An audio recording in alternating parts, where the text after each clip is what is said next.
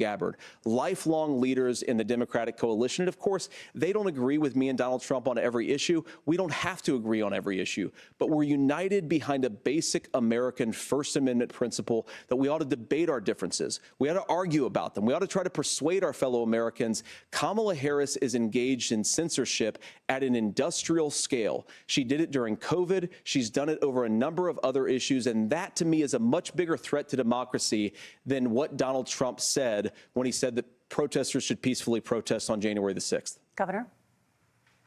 Well, I've enjoyed tonight's debate, and I think there was a lot of commonality here. And I'm sympathetic to misspeaking on things, and I think I might have with the senator. Me too, man.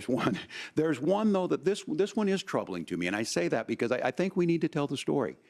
Donald Trump refused to acknowledge this, and the fact is that I don't think we can be the frog in the pot and let the boiling water go up. He was very clear. I mean, he lost this election, and he said he didn't. 140 police officers were beaten at the Capitol that day. Some with the American flag, several later died. And it wasn't just in there. In Minnesota, a group gathered on the state capitol grounds in St. Paul and said, we're marching to the governor's residence and there may be casualties. The only person there was my son and his dog, who was rushed out crying by state police. That issue, and Mike Pence standing there as they were chanting, hang Mike Pence.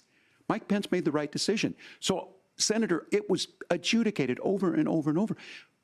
I worked with kids long enough to know, and I said as a football coach, sometimes you really want to win, but the democracy is bigger than winning an election.